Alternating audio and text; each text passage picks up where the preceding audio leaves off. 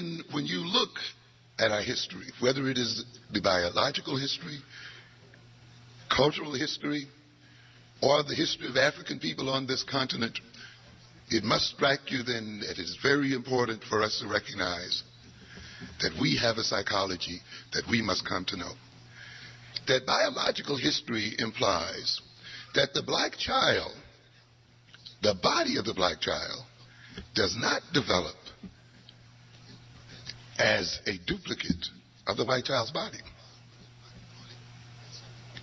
Some of you who read my book, of course, have run across this passage when we talk about, where I talked about the growth and development of the black child's body, to the extent we indicated that the difference in growth is such that the black child needs a different nutritional chart than does a European child. Let me read a passage here.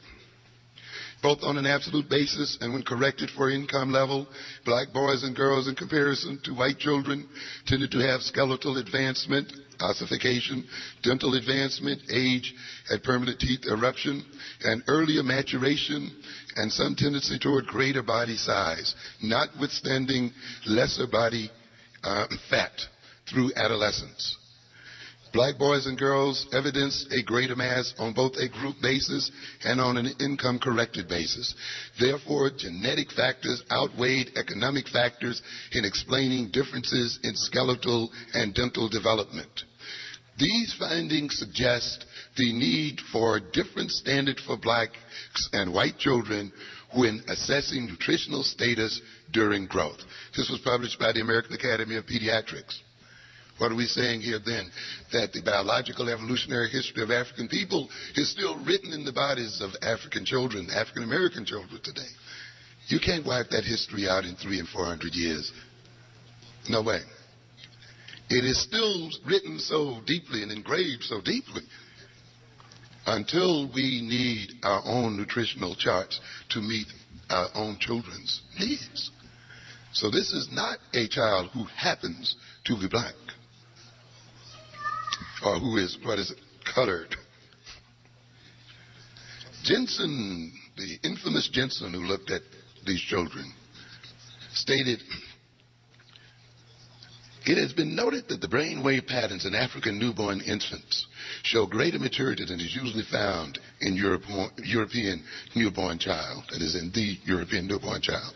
This finding especially merits further study, since there is evidence that brain waves have some relationship to IQ, and since at least one aspect of brain waves, the visually evoked potential, has a very significant genetic component showing a heritability of about 0.8. I won't go into the technical details here, but essentially what he's saying is these children are born at a more advanced level of intellectual development than our European children. And when you look at their brainwave patterns, these brainwave patterns, which seem to be related to what we later call IQ or intelligence, would indicate then that these children's intelligence is inherently more advanced than white children. That's why he says this merits further study, because, of course, he has to deal with the whole propaganda that he himself has projected. Let's look a moment at a book, The Magical Child, by Chilton Pearce, when he talks about the studies done by Marcel Gibert, to whom I make reference as well in my own book. And let me read a bit of what he has to say about these African children. And what I'm reading here in terms of the Ugandan and Kenyan children is duplicated by African American children. And he states that in 1956, Marcel Gibert, under a research grant from the United Nations Children's Fund, traveled to Africa to study the effects of malnutrition on infant and child intelligence. She concentrated on Kenya and Uganda and made a momentous discovery. She found the most precocious, brilliant, and advanced infants and children observed anywhere. And I think if you look at what we're going to talk about today, you'll see these are not exaggerated statements. These infants had smiled continuously and rapturously from, at the latest, their 4th day of life.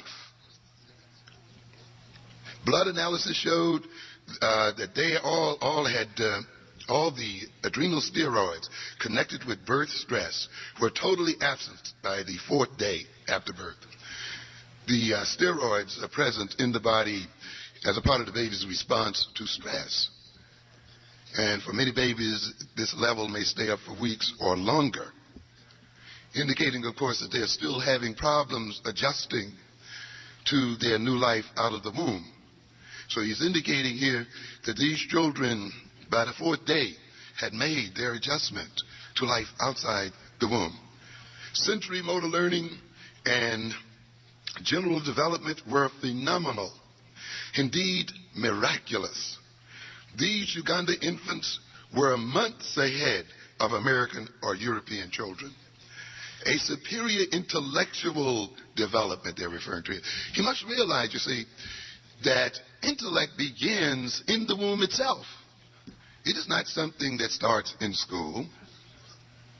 No, the intellect is present. We don't have time today to talk about the kind of learning that a child undergoes in the mother's womb, the kind of psychological connections that are made there, the kind of bonding that occurs between mother and child.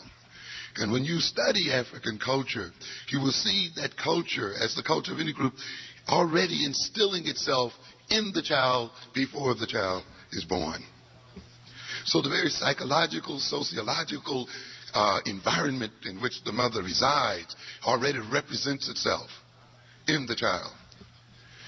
At a certain level, when the Bible talks about children being born in sin, there's a certain amount of truth to that, in the sense that, the child already shares the mother's environment psychologically and sociologically. In fact, it already shares the environment of the total group, because that group is going to influence what she eats. It's going to influence her attitudes and emotions, and these are represented as chemical changes in her body. Whether she is loved, whether she's among people who love her and whom she loves, whether she has good relationships with her husband and other close people, or whether she's trying to deal with the problems in the society such that she's eating incorrectly, or she's taking drugs or other kind of medicines, this world is shared by the infant. That is why we talk today now about things we call crack babies. In a sense, then, the baby has already been transformed by the nature of the society in which the mother lives, because that society has represented itself in the nature of the womb in which she carries the child. And that child is already a learning being, and therefore it learns to adapt to that womb, which means that its personality and its orientation to the world has already been biased. And consequently, it comes out of the womb not as an innocent child. It already carries the guilt of the society in which it resides and of the experiences represented in the womb. That is why you see the adequate rearing of children involves not only then the adequate health of the mother's body, but the health of the total society. It is all a part of rearing healthy children.